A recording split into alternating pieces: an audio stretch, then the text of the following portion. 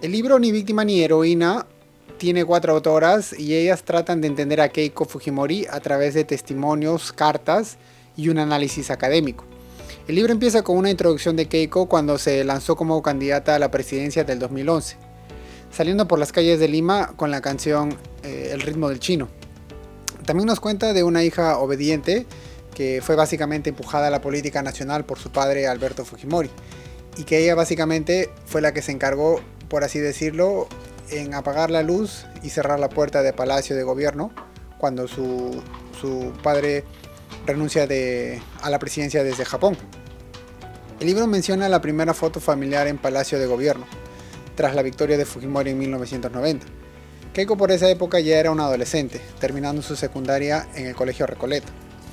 Cuando se toma esa foto, nadie en el Perú pensó que todos los miembros de la familia participarían activamente a través de los años en la política peruana. También el libro relata cuando Keiko se convirtió en primera dama en 1994, teniendo 19 años. En ese entonces su familia estaba separada. Su mamá, Susana Iguchi, vivía con Sachi, la hermana menor de Keiko, y le estaba pidiendo el divorcio a su papá. Kenji y su otro hermano Hiro vivían con Fujimori en las instalaciones del Servicio de Inteligencia Nacional, mientras Keiko vivía en Boston estudiando una carrera de administración en Boston University. Mientras ella estaba estudiando, Keiko cuenta que su papá la llama y le dice que lo acompañe a una cena en Miami, y sin saberlo, Keiko estaba siendo puesta en el cargo como primera dama. En ese momento, la vida de Keiko entró en una espiral de situaciones y relaciones que marcarían su camino hacia la política. El libro menciona un poco de la historia de los padres de Keiko. Sus papás fueron primera generación en Perú y seguían con las costumbres del Japón. Había mucha discriminación hacia los japoneses. También nos indica cuando Susana y Fujimori se conocieron y que los matrimonios orientales por esas épocas eran básicamente acuerdos familiares. Amigos de la familia cuentan que se hablaba mucho de la cordura de Susana, que había mucho loco entre la familia Iguchi. Susana era muy aplicada en todo lo que hacía. Fue muy buena alumna en la carrera de Ingeniería Civil de la UNI. Un allegado a la familia cuenta que Alberto era más pegado a los hijos, que Susana siempre andaba muy ocupada, y más aún tras la empresa Construcciones Fuji que Fujimori y Susana fundaron. Otros amigos cuentan que Susana era descuidada con los hijos, que era tosca, impertinente y desatinada, sobre todo con Fujimori. Lo corregía en público por no hablar bien el español y tenía varios exabruptos.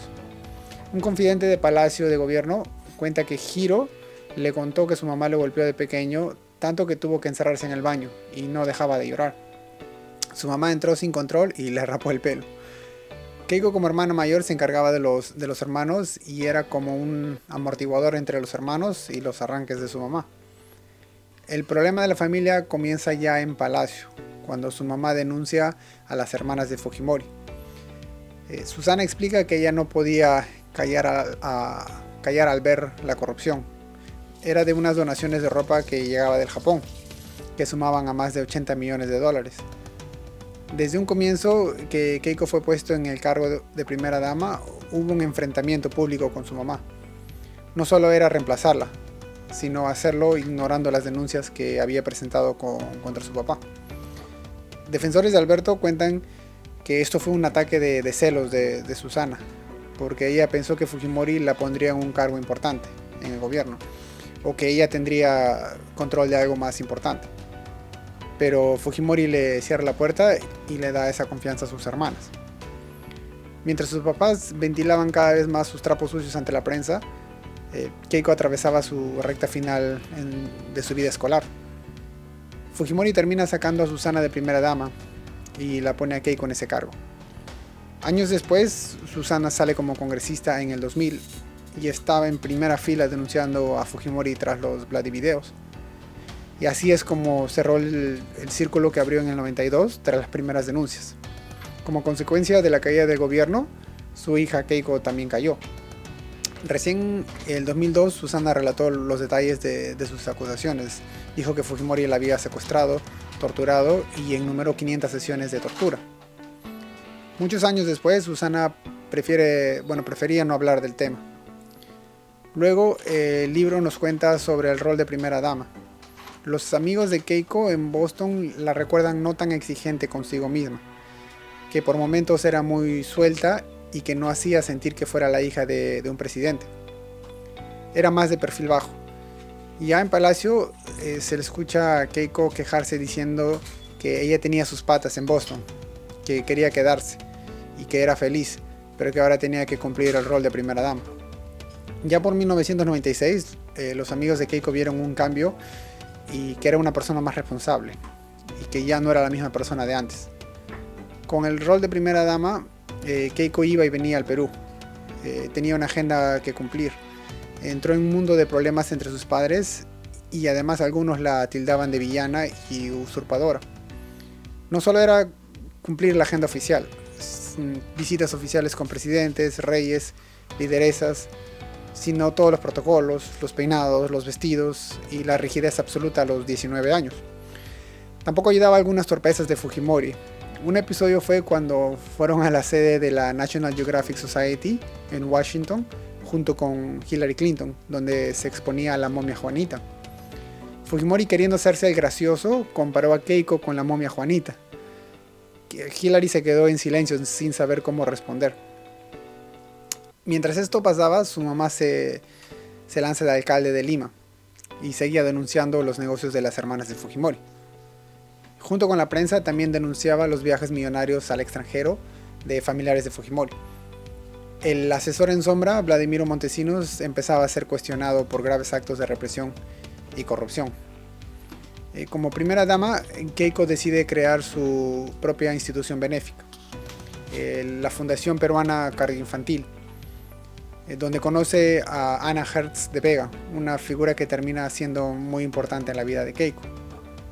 Después de graduarse en el 97, Keiko se instaló en Palacio de Gobierno. Nadie de su familia vivía en Palacio. Su agenda pasó a ser más intensa ahora que radicaba en Perú.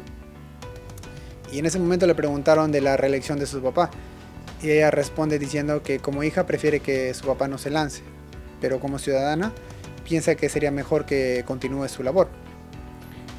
El libro nos relata más detalles cuando Keiko le reclamó a su papá acerca de Montesinos, por ingresos millonarios que Montesinos había declarado entre el 93 y el 96.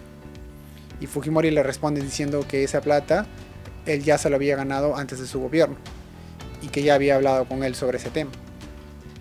Varias versiones indican que Keiko le insistió a su papá en varias oportunidades sobre Montesinos, pero Fujimori era cada vez más cortante.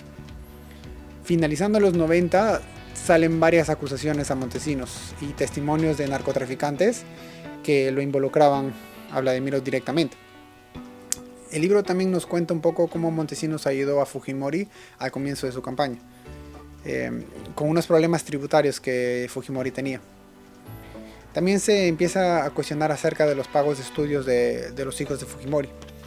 El sueldo de presidente no daba como para poder mandar a los hijos al extranjero. Y algunos investigadores llegaron a una cifra de $900,000 en gastos de estudios. Montesinos luego, en su testimonio ante la corte, dice que él personalmente le daba el dinero a Fujimori. Y otros testimonios son que era herencia de la abuela. Otro fue que vendieron propiedades. La colaboradora eficaz Pinchi Pinchi declaró que Keiko personalmente era la que recibía el dinero en las instalaciones del CIN. Y al final nunca se prueba concretamente de dónde venía el dinero. En ese ambiente es que Fujimori anuncia su reelección. En la primera vuelta Keiko no lo apoya a su papá, pero ya para la segunda vuelta le da su respaldo. Fujimori ganó las elecciones y Montesinos siguió en el círculo más cercano. Quedaba poco para la caída definitiva de Fujimori. Algo muy simbólico ocurrió en esos días. Fujimori, queriendo mostrar su popularidad, se sube a las rejas de Palacio junto con Keiko y saludan al público, y sin darse cuenta que al subirse se habían ensuciado las manos y se veían totalmente negras. Esa es la última imagen que tienen juntos en lo más alto del poder, porque días después Fujimori renuncia desde el Japón.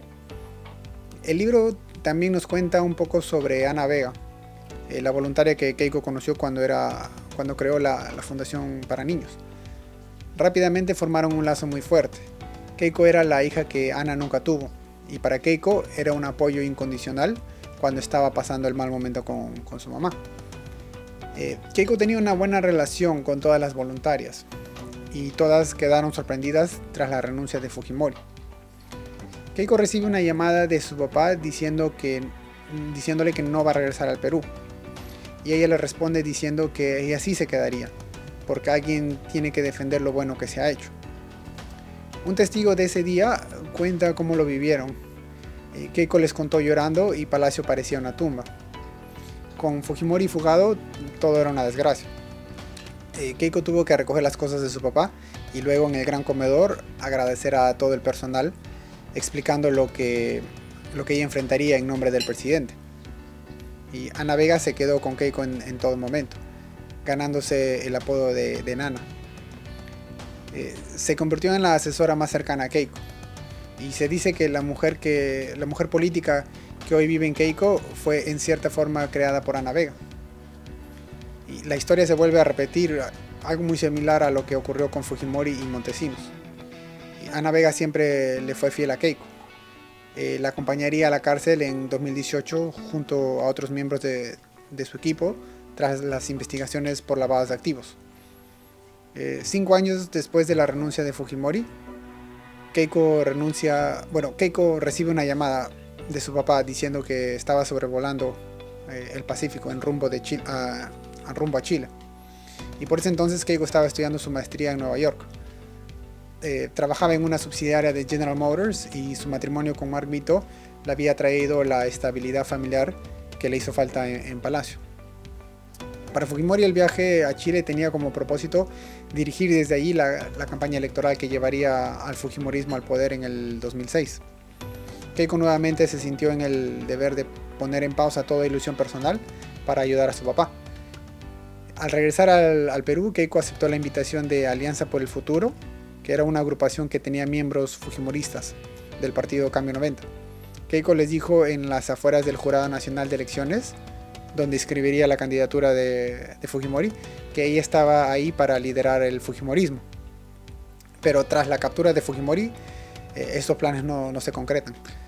Y con 31 años, Keiko no podía postular a la presidencia, y decide encabezar la lista al Parlamento por Alianza por el Futuro, y su verdadera carrera política recién comenzaba.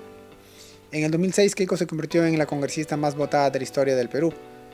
Pese a esto, ella seguía siendo una chica de 31 años sin experiencia alguna en política y tenía que hacer espacio entre figuras emblemáticas del Fujimorismo. Se dice que Alan García, quien ganó las elecciones del 2006, tenía la oposición de sus sueños. La bancada fujimorista, con 13 votos en el Congreso, se convirtió en una balanza que podía inclinar a un lado a otro las iniciativas. El apoyo de Alianza por el Futuro hacia el APRA fue significativo, que se rumoreaba de un supuesto pacto entre ellos. Cuando se les preguntaban a los fujimoristas por qué tanto apoyo al APRA, que había rechazado tanto a Fujimori, ellos respondían que eran una oposición constructiva. Y se habló de hasta reuniones secretas entre Keiko y Alan. Fuentes fujimoristas cuentan que el tema central de las negociaciones siempre era Fujimori, y que una vez tras el inminente retorno de Fujimori al Perú, se negociaron condiciones carcelarias. En la tarde del 22 de septiembre del 2007, el Perú esperaba la llegada del extraditado Fujimori en el aeropuerto internacional Jorge Chávez. Afuera esperaba una agrupación fujimorista junto a Keiko, Kenji y varios canales de televisión. Lo que la prensa no sabía era que el fujimorismo había acordado con el APRA que a Fujimori no se le vería enmarrocado, si el APRA quería seguir teniendo una oposición constructiva. Y el avión aterrizó en una base aérea en Surco, y con eso Alan había cumplido su parte. Keiko era la sucesora natural de Fujimori. Ya con experiencia como congresista decide fundar el partido Fuerza 2011. Hubo gestos de Keiko que indicaban el nacimiento de cierta autonomía. Es por ese entonces que se escucha el término albertismo en la bancada de Keiko. Se tenía que hacer una distinción entre el pasado, que era Alberto Fujimori, y el futuro, que era Keiko. Empezaron a querer suprimir la memoria de Fujimori, pero no era tan fácil porque a todos lados que la campaña iba terminaba siendo un homenaje hacia Fujimori. Y ahí empieza la guerra entre los albertistas y los keikistas. Los albertistas querían usar a Fujimori como emblema del partido y los keikistas querían romper con toda memoria de Fujimori. Ana Vega formaba parte del grupo de los keikistas. Muchos no lograban entender por qué Keiko había delegado tanto poder a Ana Vega, que no tenía formación profesional ni mucho menos política. Y no sabían que Ana Vega era una figura materna para Keiko. Varios miembros del partido tenían problemas con Ana Vega. Cuentan que si querías llegar a Keiko, primero tenías que pasar por Ana Vega. Y así es que se empezó la desfujimorización del partido, cosa que se contradecía con el origen de la campaña, cuyas firmas para la inscripción habían sido recogidas en su mayoría por Kenji, que viajó a lo largo del país reivindicando la imagen de su padre. Tanto llegó las discrepancias que básicamente se jaloneaban a Keiko, y tan absurda eran las discrepancias que discutían qué ropa debería ponerse y de que si Keiko debería sonreír o no porque se parecía a Fujimori. Lo que sí cayó como un balde de agua fría para los albertistas fue cuando Keiko declaró que no indultaría a su padre y que la mayoría de la lista parlamentaria no serían fujimoristas. Finalmente Keiko no pudo conseguir los votos necesarios para la presidencia y pierde contra Ollanta. Entre el 2011 y el 2016, a pesar de las creencias que Keiko no trabajaba, ella emprendió el fortalecimiento del partido. Visitó región por región, provincia por provincia y tuvo participación en elecciones regionales y municipales. Por ese entonces la bancada se llamaba Fuerza Popular y Keiko no pudo llegar a la presidencia y pierde contra PPK. La bancada fujimorista fue la única que no aplaudió después del discurso de PPK. Ellos sentían que los resultados eran fraudulentos porque se permitió el voto electrónico y también por el hecho que Humala había dado una orden de inmovilidad a los efectivos policiales, un gran número que era favorable al fujimorismo. Aún tras la derrota de Keiko, Fuerza Popular había conseguido mayoría en el Congreso. Pasó de tener 37 en el 2011 a 73 en el 2016, una mayoría absoluta que les permitía tomar casi cualquier decisión sin el apoyo de otros partidos políticos. El libro también nos cuenta que para Keiko lo más importante era la lealtad, es decir, que ella era la lideresa del partido y no Fujimori, cosa que Ana Vega había inculcado mucho en Keiko. Muchos narran que Ana Vega era la persona con más poder en el partido. Un congresista fujimorista presentó un proyecto de ley en el 2017 que buscaba que los presos de mayores de 75 años y delicados de salud pasen a un arresto domiciliario. El congresista admite que lo hizo pensando en Fujimori, y Fuerza Popular tuvo en sus manos la libertad de Fujimori, pero Fuerza Popular termina bloqueando el proyecto. Y comenta que si Fujimori muere en la cárcel será por culpa de Fuerza Popular. Kenji hace declaraciones diciendo que se tiene que hacer un mayor esfuerzo en liberar a su padre. Y Keiko comenta que tiene esperanzas que sea liberado por la vía judicial y no a través de un proyecto de ley. Y después del archivamiento del proyecto, Kenji deja saber a su bancada que buscaría la liberación de su padre por sus propios medios. Se reúne en secreto con PPK y le entrega una carta pidiendo el indulto de su padre. Y ese día PPK le deja saber que indultaría a Fujimori el 28 de julio. Keiko se entera de la reunión secreta a través del chofer de Kenji. El día siguiente, Keiko le pide públicamente a PPK reunirse para hablar sobre la lucha contra la corrupción. Y lo que Keiko quería era decirle a PPK que ella mandaba en el partido y no Kenji. El indulto que queda en el aire hasta diciembre, cuando PPK le pide a Fujimori que presente su pedido formal de indulto. 4 días después, el Congreso, con una mayoría de Fuerza Popular, hace una moción de vacancia contra PPK, sustentando que había mentido en sus declaraciones respecto a su vínculo con Odebrecht. Y Kenji comienza un trabajo de acercamiento con los congresistas, cuyos votos podían impedir la vacancia de PPK. Y ante todo el Perú, el 21 de diciembre del 2017, los congresistas de Kenji votan en contra de la vacancia y PPK se salva. En Nochebuena, PPK indulta a Fujimori, pero una resolución del Poder Judicial anularía el indulto. Y Justo 7 días después, el juez Richard Concepción Carguancho dictó una orden de detención contra Keiko por lavado de activos entregados por Odebrecht para la campaña del 2011. El 1 de noviembre del 2018, Keiko fue encarcelada en el penal de mujeres de Chorrillos. Ese mismo día, su papá le pide perdón por haberla metido en el mundo de la política. Luego también es investigada al no poder justificar ante la OMPE un 45% de ingresos recaudados, en el caso Cócteles. Y también es investigada por el llamado pitufeo, donde los montos recaudados son divididos en varios montos, para así no tener que presentar más pruebas. Y también por aportes fantasmas y entre otras cosas más. El libro termina narrando las cartas de Keiko en la cárcel. Entre ellas se despide de sus papás, de sus hijas y manda saludos a sus simpatizantes. El 30 de abril del 2020, en plena pandemia, la segunda sala penal ordenó la libertad condicional de Keiko al no tener pruebas de peligro de fuga. Y ahí es donde termina el libro.